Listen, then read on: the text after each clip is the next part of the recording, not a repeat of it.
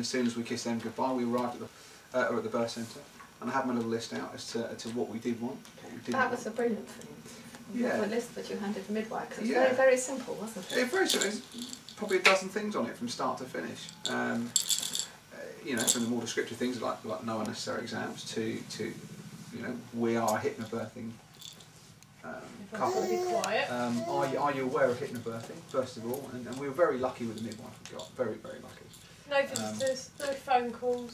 Absolutely, it's very, very, very simple. It's the fact that basically, you know, if you need to speak to anyone, please speak to me. My wife's going to plug herself into a little your CD that we downloaded onto the mini player, and Joe relaxed. I mean, I think the timescales we got there at 10 o'clock in the morning. We had a plan that we wanted to have her in the pool. Somebody else was in the pool at the time, so I think they just finished. So we got there at 10. By 10:30. But again, hypnobirthing again, normally you get in there and you'd think somebody is in the pool, I need to get in the pool, get them out the pool. And I didn't, I just thought, okay. It'll be ready when it's ready. They're in the pool, I can do this without getting in the pool then, that's fine, I won't do it.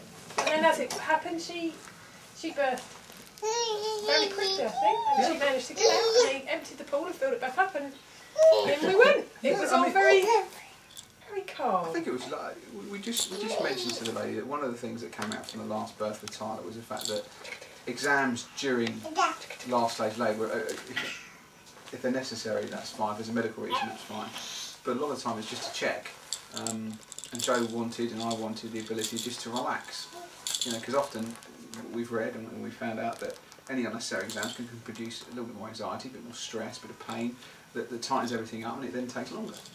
So Joe, you know, well, I think more, if it's going to relax you to know at what stage you're at, then that's fine. But if you're quite happy to just go along and it takes as long as it takes, then you don't need somebody to tell you where you're at. No, I certainly didn't. I was quite happy just to... I didn't need to do any of the time changing exercises because it was all so calm that we were just trundling along, and I accepted that it would take as long as it took. And so I didn't need anybody to tell me where I was and what I was doing because I was aware of how far apart the surges were and whether they were stronger. And so I didn't need anybody to intervene. It was quite and nice. Actually, you were really good because you didn't. Nobody spoke. If they needed to ask something, they did because obviously Matt had given them the list. They spoke to you. I mean, obviously they come and they take your blood pressure and things, and they would wait and then ask, and it was lovely. It was very. It was all calm. Oh, dimmed lights. That was the other thing. Yeah, we also had dim lights, soft music. I think you put a note on the door as well. Didn't you? Yeah, I kind of. But that's what it is. Last time I went in there, it's so different. I'm so confident of work and at home life. I felt completely lost the first one at time, and probably lost a little bit about the experience. The whole experience. I was so stressed. But you were made to feel quite redundant, I think, the yes, first time. just I sit do back remember there. you sitting there having something to eat at one point. Very matriarchal midwife. I said, right, you husband, sit there. Do you want something to eat? I'll get you something to eat. And she got me something to eat inside. And just told me to read a book and pace. If I wanted to pace, go outside and pace. This time, yeah, the midwife was great, but there was still a very senior midwife there. She came in and spoke to me, and I reaffirmed exactly, gave her a list as well. I had several copies. Gave her a list as well, and just said, look, you know, if you need to speak to me, please speak to me. But we got in there at 10, 10:15. I think we were in that room till 11 o'clock, till the pool was ready. We were in the pool from 11 till 12:15, and she was born at 12:30. Wonderful. Yeah, into the water. But it was fantastic. I saw a picture of you just after she was born. Yeah. You know, it looks as if you've been out to tea. Well, I've been out to tea. one of the big things that we got from you is the fact that you want her first experience to be skin on skin, and then eventually, once everything's finished and everything's finished postulating, yes, there are tests that need to be done, things need to be cleared a little bit.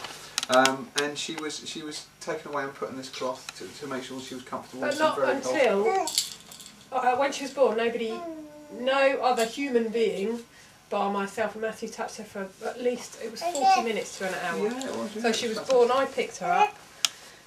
Matt held her while I got out to the pool. They asked if I'd like her weighed, and I said no thank you, not straight away. I fed her. And nobody touched her for Within 40 an hour, minutes. It was you lovely. had your And then sunglasses they, back on, phoning your father. yeah, and then they weighed her after we'd said it was fine. And then I think you got her dressed, didn't you?